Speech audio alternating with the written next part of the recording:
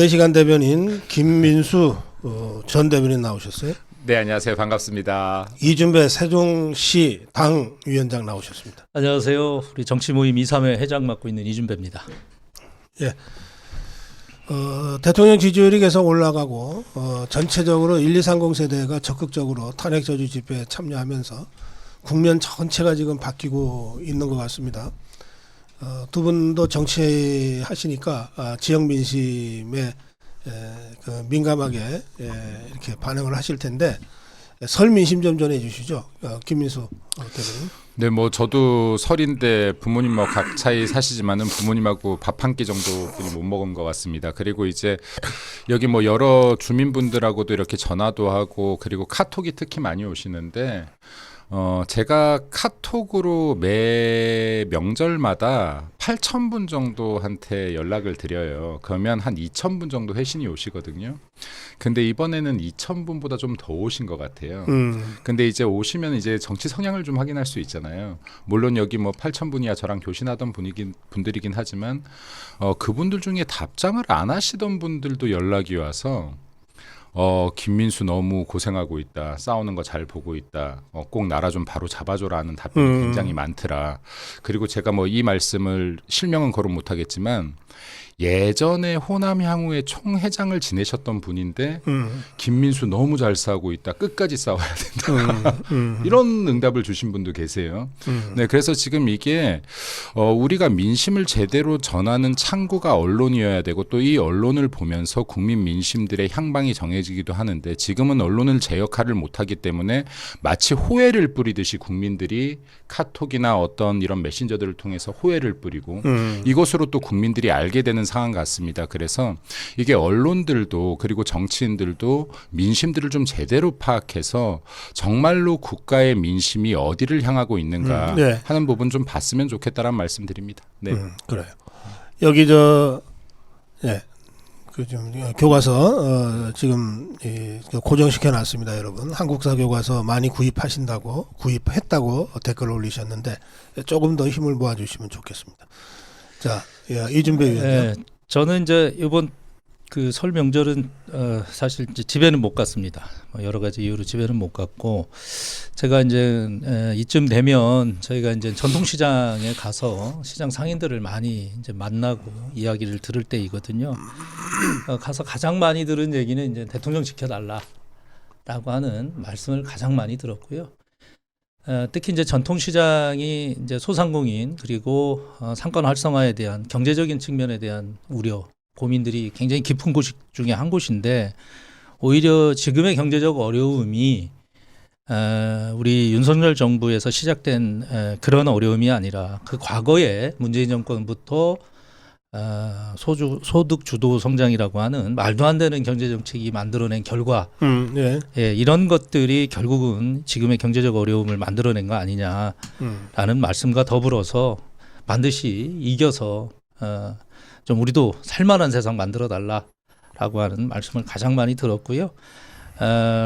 그 대통령의 진정성 그리고 책임감 이런 부분들이 우리 국민들 또 많은 우리 이들에게 큰 감동을 주고 있다라는 것을 현장에서 많이 느꼈습니다. 예. 그 올드 미디어들도 약간씩의 이 논조 변화 같은 것들이 보이거든요. 네.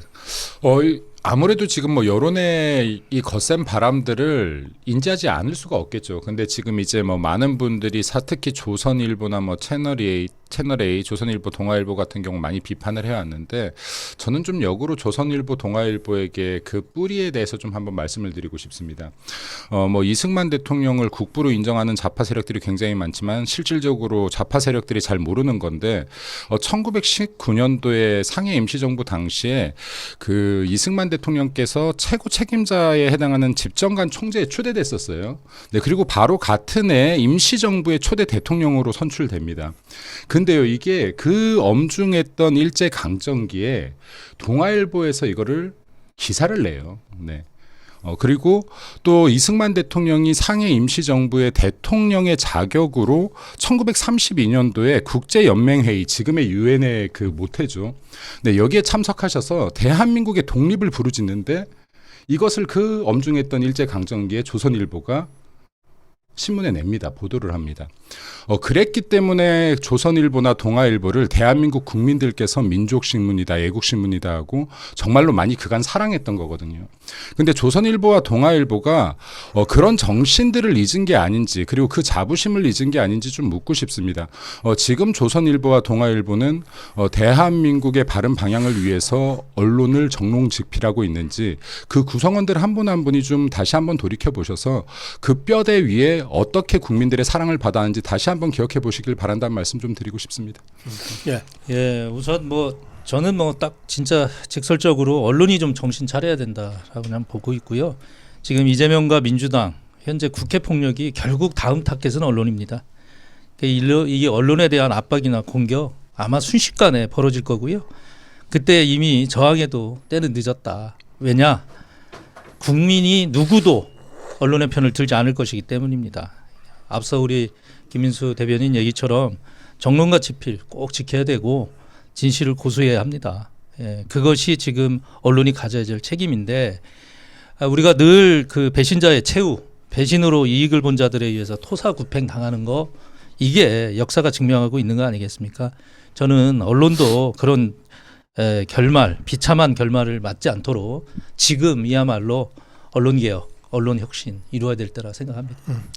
그런가 하면 저희가 굉장히 중요한 뉴스로 보는데 오늘 이재명이가 문재인이랑 만나기로 돼 있어요. 근데 어제 김경수가 4대 요구를 공개적으로 제기했습니다. 이건 사실 이재명이더러 모든 걸 다 내려놓고 물러가라는 요구와 거의 같은 얘기거든요. 그러니까 만약에 윤석열 대통령 지지율이 여전히 뭐 바닥이고 또 누가 봐도 이거는 탄핵으로 간다 그러면 감히 저렇게 못할 텐데 지금 하는 걸로 봐서는 이제 국면이 바뀌었다는 것을 종북 주사파들도 확실히 인식하고 있고 그리고 윤석열 대통령은 복귀할 가능성이 높고 이재명이는 거의 끝났다라고 하는 분위기에서 친문계가 치고 나온 것 아니냐. 이게 김경수가 문재인이랑 사정교감 없이 이렇게 할 수 있는 자입니까? 저는 그 점에서 저 종북 주사파들의 분열이 본격적으로 시작됐다. 그렇게 아까 논평도 했습니다만 두 분은 어떻게 보셨는지요? 우선 뭐 저는 이렇게 생각해요. 민주당이 이제 아버지와 헤어질 결심을 했다. 이렇게 생각이 들고요. 특히나 이재명이 지금 현재 사생결단의 지경에 놓여 있는 게 사실입니다. 아마 정치적으로 죽자사자 지금 마구잡이로 주먹을 휘두르고 있는 상황인데 근데 저는 그렇게 봐요. 이재명이를 김경수는 절대 이기지 못한다. 결국은 앞서 말씀드린 것처럼 친문이라고 하는 친문 세력의 지지와 그 어떤 응원으로 이재명이를 넘기에는 이미 때는 늦었다라는 생각이 들고요. 결국 방법은 하나뿐이 없다. 본인하고 똑같이 국립학교 빨리 보내는 거. 이게 지금 이길 수 있는 유일한 방법인데 그거는 김경수뿐만 아니라 민주당 내에 이재명이를 이기고 싶은 사람들은 마찬가지로 다 똑같은 방법을 쓸 수밖에 없다. 이렇게 생각이 듭니다. 네. 뭐 두 가지로 좀 말씀드리고 싶은데 처음에는 범사구팽이라고 말씀을 드리고 싶고요. 근데 개떼들이 범을 어떻게 몰긴 몰았는데요. 사냥몰이 하듯이. 이제 범을 몰아뒀으니까 이제 개떼들 정리해야죠. 네. 그래서 제가 범사구팽이라고 하는 거는 윤석열이라는 큰 범을 지금 개떼들이 몰았으니 이제 사냥을 다 마친 개떼들은 이제 삶아질 때가 됐다라고 보고 그 개 우동물인 이재명부터 이제 치려고 하는 게 아닌가라고 생각합니다. 그리고 아까 우리 앞에 또 위원장님께서 아버지를 이제 버릴 결심을 했다 그러는데 원래 공산주의나 유사 공산주의들이요. 여기에 지금 자유민주주의와 달리 개인이나 가족 공동체를 중시하지 않아요. 그러니까 가족은 언제든 버릴 준비가 돼 있는 집단이다. 그래서 지금 아버지 이때까지 칭송했지만은 이제 아까 박사님 말씀하신 대로 버릴 준비를 하고 있는 것이 아니냐라고 저도 이렇게 판단하고 있습니다. 네. 네. 근데 두 분이 아까 이준배 위원장도 그렇게 분석을 하셨는데 쉽지 않을 거라 이거 아닙니까? 예. 그러니까 저는 어느 한쪽이 쉽게 정리하는 거는 별로 좋지 않다고 봅니다. 저게 자중질환이 나고 자중질환이 한 3년간 계속 되어야 우리 자유파 입장에서 대통령 복귀시키고 대한민국 바로 잡고 나서 정상적인 절차로 정권 재창출을 해나가는데 좋은 환경이 된다 그렇게 봅니다. 예, 그 점에서는 저것들 어느 한쪽이 예. 쉽게 죽을 자들도 아니고 예. 압도적인 뭐 우위로 칼을 휘두를 수 있는 자들도 없다. 저는 사실 그렇게 봅니다. 뭐 김경수, 김부겸, 뭐 김동연 이 3김이 민주당의 아마 이재명의 대항 세력 아니겠습니까? 결코 또 셋이 붙으면 만만한 세력은 아니죠. 그래서 제가 드리고 싶은 말씀도 김경수도 이재명이하고 친문하고 같이 붙어서 이길 생각하지 말고 제대로 이기고 싶으면 그렇죠. 예. 저것들 오래 간다. 예. 굉장히 오래 갈 그 수밖에 정도로 없는 정리해 싸움입니다. 놓읍시다. 예. 지금 문제는 윤석열 대통령을 복귀시키는 것인데요. 지금 헌법재판관들이 이 칼자를 쥐고 있잖아요. 예. 근데 문영배, 이미선, 정계선, 정정미 그 대통령을 탄핵하겠다고 딱 답 정해놓고 지금 재판 진행하고 있는 이 4명의 종북 주사파 재판관들이 갈수록 뭐 예전에 청문회를 통해서 뭐가 문제가 나왔어도 저 종북 주사파들이 다 덮어줬기 때문에 그냥 갔는데 이제는 더 덮을 수 없는 상태까지 온 것 아닌가 그런 생각이 듭니다만은 김인수 대변인. 일단은 지금 이제 이게 민주주의의 원칙 중에 하나가 법치주의가 있지 않습니까? 이게 지금 법에 의한 지배이거든요. 근데 지금 공산주의나 유사공사주의 같은 경우는 법에 의한 지배가 아니라 법의 지배입니다. 법의 지배. 어떤 법을 만들어도 법이 지배하죠. 근데 지금 대한민국은 법의 지배를 넘어서요. 지금 법관의 지배로 넘어간 게 아닌가라는 생각이 들어요. 이게 법관이 어떤 사람이냐에 따라서 지금 법의 기준이 무너지고 지금 법관에 따른 판결이 이루어진다라고 하면 이거는 더 이상 자유민주주의가 아니라고 보는데 이 법관들이 지금 서서 대한민국의 자유민주주의를 무너뜨리고 그리고 지금 법치주의를 무너뜨린다라고 하면 이건 정말로 심각한 문제이고 우리가 끝까지 투쟁해야 될 문제이다. 그리고 제가 보는 것은 지금 다른 여러 가지 문제들이 있지만 법관들에 대해서 특히 문영배 같은 경우는 이 사람 사상이 정말로 문제가 있는 사람이 아닌가 이런 사람이 어떻게 법관이 됐고 지금 헌법재판관에까지 오를 수 있는가라는 생각이 듭니다. 이게 지금 1987년도 대한민국 자유민주화 이후에 NL 계열들이 지금 이제 외부에서부터 내부의 체제 붕괴에서 전략을 바꾸거든요. 내부로 침투해서 지금 대한민국의 체제 변혁을 노리는 단계로 들어갔는데 그때 지금 이 수많은 NL 계열들이 대한민국의 정치계, 언론계, 교육계 곳곳에 침투를 하는데 그 기간 동안에 정말로 사회 곳곳에 이런 주사파들이 자리를 잡았구나. 그리고 이 사람들이 지금 이러한 카르텔을 형성해서 대한민국의 거대한 암덩어리 조직이 되어버렸구나. 이 사람들이 지금 대한민국을 좌지우지할 수 있는 힘을 갖게 됐구나라는 생각을 보면서 굉장히 가슴 아프고 이 긴 기간 동안에 진짜로 보수 정당들이 제 역할을 하지 못했다는 거에 두 번째로 또 가슴이 아픕니다. 그래서 지금 이것을 지금 우리가 돌이켜보면서 한탄을 해도 소용이 없는 것이니 이것을 어떻게 싸울지를 연구하고 어떻게 지금 서울이나 강화문에 집중되어 있는 이러한 대국민들의 일어섬을 이 봉기를 전국 단위로 확장시킬 수 있을지도 저희들이 연구해야 될 것 같고요. 그리고 또 언론에서 싸울 분들 또 외교로 싸울 분들 이걸 다각도로 해서 어떻게 해야지 대통령을 구명할 수 있고 지금 위기에 처한 대한민국을 구할 수 있는지를 저희들이 빠르게 행동으로 일으켜내야 되는 것이 아닌가라는 생각을 하고요. 또 하나만 말씀드리면 제가 감히 이렇게 말하고 싶습니다. 지금 청년들이 일어나는 것, 청년들한테 보수들이요 뭔가를 가르쳐 준 적이 없어요. 교육한 적도 없습니다. 인재를 키우려고 한 적도 없어요. 그런데 지금 청년들이 일어난 것은 저는 자각했다라고 봅니다. 스스로 깨우쳤다. 지금 대한민국의 위기 상황에서 아무도 가르쳐 주지 않았는데 스스로 깨우친 이들이 앞으로 미래 세대를 이끌어갈 선구자라고 저는 감히 생각합니다. 그리고 지금 이들이 하고 있는 운동이 단지 대통령 구명을 위한 집회 시위를 넘어서 저는 이거는 보수주의의 운동을 이들이 이끌고 있다라고 봅니다. 왜 이렇게 제가 단언하냐면 이들이 지금 외치고 있는 것들이 자유를 외치고 있고요. 법치를 외치고 있습니다. 이거요 지금 보수주의의 주요 사상 중에 하나예요. 근데 이들이 알게 모르게 지금 보수주의에 대한 외침을 하고 있다는 것은 보수주의에 대한 운동이 새로 일어나고 있다. 근데 이러한 운동이 일어나고 있을 때 가장 중요한 것은 대한민국의 유일한 보수 정당인 국민의힘에서 지금 이 청년들을 안아주고 힘을 실어주고 그리고 함께 일어서줘야지 다시 한번 대한민국의 보수주의가 바로잡고 자유민주주의가 바로잡힐 것인데 이것을 외면한다라고 하면은 지금 이 중요한 기회 다시 한번 대한민국이 설 수 있는 기회를 보수정당 국민의힘이 놓치는 것이라는 말씀도 드리고 싶습니다. 국민의힘에서 지금 청년들의 움직임을 단순한 시위 집회로 볼 것이 아니라 청년들이 이끌어가는 보수주의 운동이라는 생각으로 청년들에게 힘을 실어주시기를 부탁드립니다. 예. 제가 이렇게 문희정정이라고 한 4명의 헌법재판관들을 보면 면면이 이게 참 딱 부려먹기 좋은 인물들로 의도적으로 배치를 했다라고 생각이 들어요. 그래서 우리가 다 아는 수준의 논란만 갖고 있는 게 아니라 이들은 우리가 모르는 큰 약점을 갖고 민주당에 의해서 조종되고 있다. 저는 그렇게 봅니다. 결국 민주당의 정치적 도구일 뿐인 그들한테 우리가 헌법 수호라는 것을 기대하기는 어렵고 지금 헌법 장악을 위한 임명이 아니었나 이렇게 생각이 듭니다. 최근에 뭐 민주파출소, 민주교도소 이렇게 얘기하는데 결국은 또 민주헌법재판소가 또 나왔다라는 조롱을 피할 수가 없는 상황이 돼버렸거든요. 특히 이제 문영배라고 하는 지금 주심 역할을 하는 이 사람의 역사관, 국가관 보면 딱 종북주사파적 사고방식이 확실하게 갖고 있다. 예, 그런 것들이 최근에 하나씩 드러나고 있는데 본인이 쓴 블로그를 얼마 전에 수정을 했어요. 비겁하게.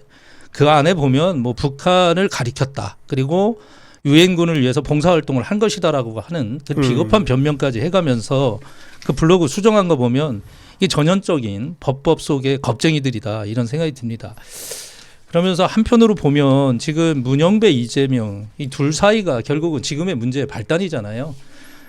이 둘은 완전히 특수관계입니다. 좌파 사법 카르텔의 가장 정점에 있고 이재명과 또 연수원 동기이기도 하고 또 우리법 연구회 회장 출신 아니겠습니까? 이런 자들이 지금 헌법재판소를 좌지우지하고 있고 대통령 탄핵에 대해서 아예 답을 정해놓고 가고 있는 이런 상황에서 이제는 헌법재판소가 결코 민주당의 깐부 역할을 해서는 안 된다. 이거 누가 막을 수 있느냐? 국민의힘 그리고 국민들이 막을 수밖에 없다. 그래서 더 똘똘 뭉쳐서 헌법재판소의 잘못된 길을 국민이 바로잡아 주시기를 간곡하게 또 이 시간을 통해서 국민들께 어려운 부탁을 좀 드리도록 하겠습니다. 예, 마무리 한 말씀씩 듣겠습니다. 네, 지금 이 상황들이 굉장히 어지러운데 이게 국민들께서 너무 잘 싸워주시고 계신 것 같습니다. 여기 특히 뭐 문영배 재판관 같은 경우는 신영복 이 공산주의자죠. 그리고 대한민국에서 간첩 활동을 했던 자이고 그 무려 20년간 감옥 생활을 하고 나온 사람입니다. 그리고 지금 이 사람 같은 경우가 좌파들에서 이 사람이 왜 간첩이냐 사상가다라는 얘기들도 하는데요.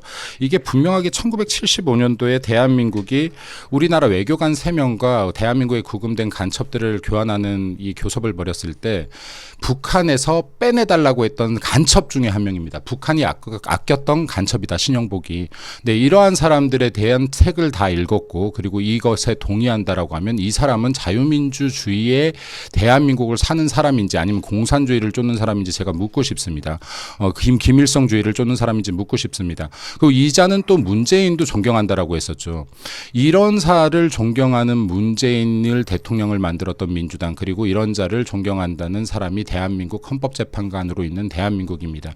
이런 상황에서 지금 국민들께서 너무나 잘 싸워주고 계셔서 감사하다는 말씀을 드리고 저희들도 미력하지만은 끝까지 싸워서 이길 때까지 싸워서 대한민국 바로잡는데 조금이라도 힘 보태도록 하겠습니다. 예. 감사합니다. 네. 예, 결국 국민들은 대통령의 진심을 알아가기 시작했다라고 생각합니다. 그리고 그런 대통령의 의도를 이해한 국민들은 매우 현명하게 판단하고 계십니다. 반국가적 세력들이 초래한 이 혼란, 국민들이 반드시 심판할 시간이 왔다 저는 생각합니다. 대통령은 항상 국민을 생각하며 그 진심이 전달되고 있습니다. 결국 그 진심을 깨닫고 응원해주는 국민들이 다시 대통령을 지지하고 있습니다. 지지율 상승은 바로 국민들의 마음이 반영된 결과라고 저는 생각합니다. 이제는 국민과 대통령의 시간이 다가왔다. 국민은 다시 한번 윤석열 대통령을 불러낼 것입니다. 저는 믿습니다. 예, 두 분과 함께했습니다. 여의도 앞담화 김민수 4시간 대변인 그리고 이준배 세종시당위원장과 함께했습니다. 고맙습니다. 감사합니다. 새해 복 많이 받으십시오. 새해 복 많이 받으세요. 감사합니다.